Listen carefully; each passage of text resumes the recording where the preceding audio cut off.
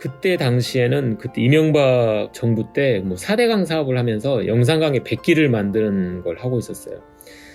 배를 타고 실제 영산강 백기를 다니는 그런 실험을 했었거든요. 그래서 영산강에 있는 무슨 관문도 통과하고 백길도 달려보면서 이게 얼마나 백길이 만들어졌는지 실제 검증하는 걸 했는데요. 그렇게 저희가 실험해서 방송을 한 게 3월이었는데 그 다음 달에 세월호 사고가 있었어요. 그래서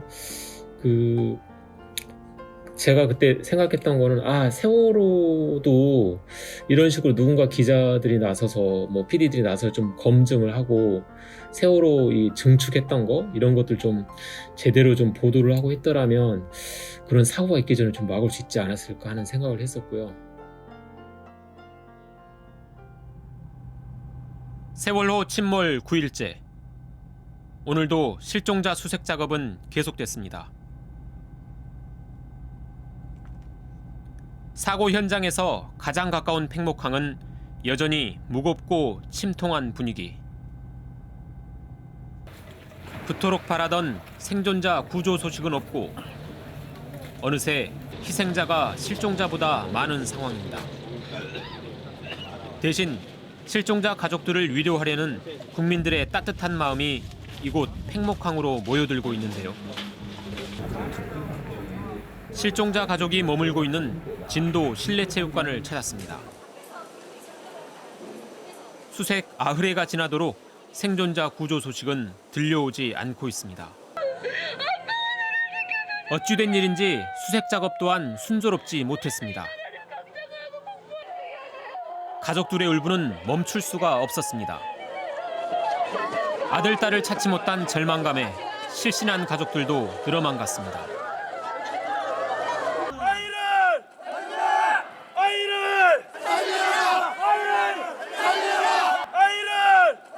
세월호 침몰 사고가 발생한 지 닷새째인 지난 20일 밤.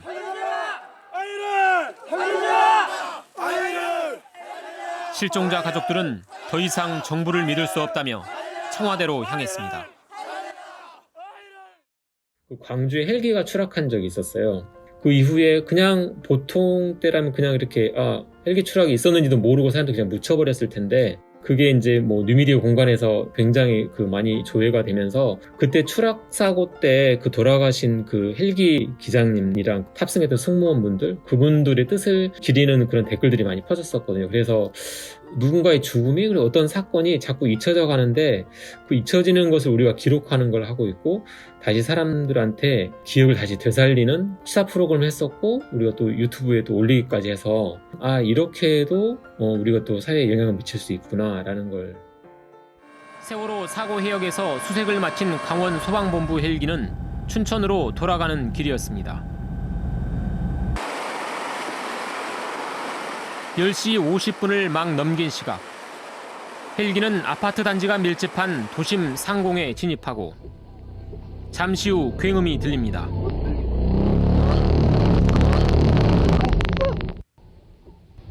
검은 연기가 피어오릅니다. 우와. 헬기 추락한 거지? 굉음과 함께 도심 한복판으로 떨어진 헬기가 화염에 휩싸입니다. 아무도 상상하지 못한 도심 한복판의 헬기 추락 사고. 소방관들의 희생으로 시민들의 더 큰 희생을 막아낸 길고 긴 하루가 이렇게 지나갔습니다. 다음 날 평온해 보이는 일상이 다시 시작됐습니다. 그리고 사고 현장 한켠엔 소방관의 희생을 애도하는 분향소가 마련됩니다.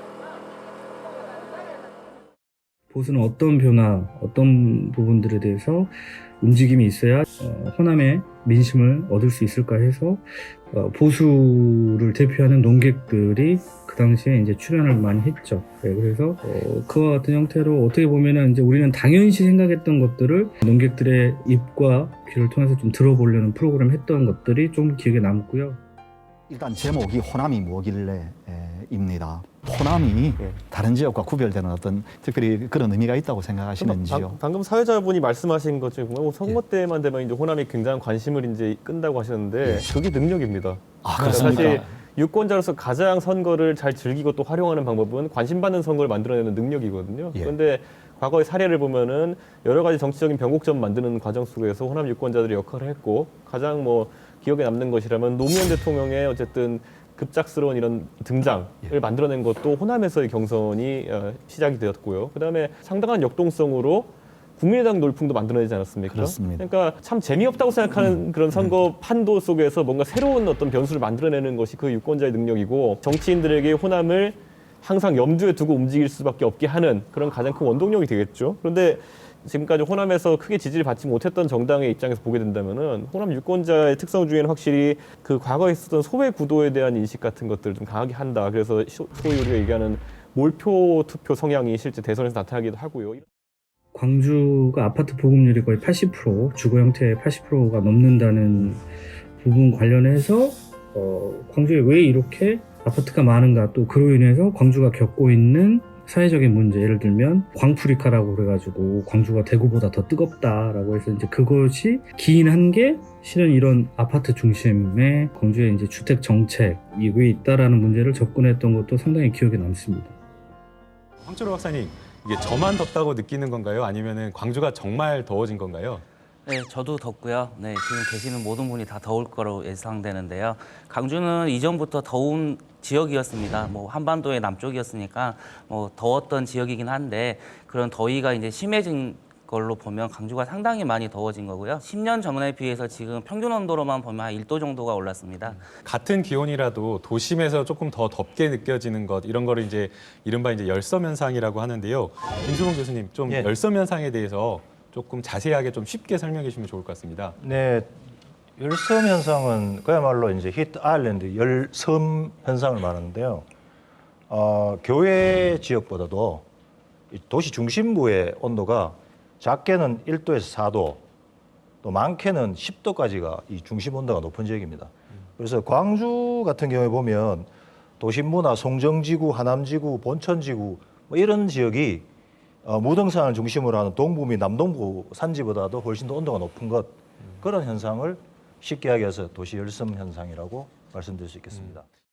태양광이 사실 지금 정부 기조는 신재생 에너지를 탄소 중립 목표를 향해서 달려나가겠다, 그런 의미로 신재생 에너지를 확대하겠다라는 기조인데, 이게 광주 전남 쪽으로 밀려오다 보니까 전남 농민들이 굉장히 피해를 많이 보고 계세요. 예를 들어서 본인들이 농사를 지을 땅에 태양광이 들어오다 보니까 농사를 짓지 못하고 쫓겨나는 그런 상황이 되고 있어요. 근데 그런 부분을 저희가 집중 조명해서 전남의 피해 사례를 소개도 했고, 그리고 대안 같은 것도 제시하려고 노력을 했었습니다.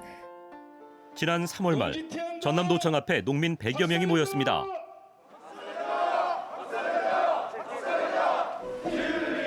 농촌에 급속도로 추진 중인 태양광 발전 사업 때문입니다.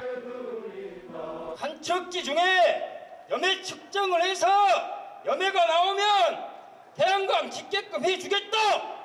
20년 동안 간척지 내 절대 농지에도 태양광 사업이 가능해진 것이 문제라는 농민들. 정부는 2040년까지 재생에너지의 비율을 30% 이상 늘리겠다는 목표를 세웠는데요. 지난 5년간 투입된 예산만 5조 원이 넘습니다.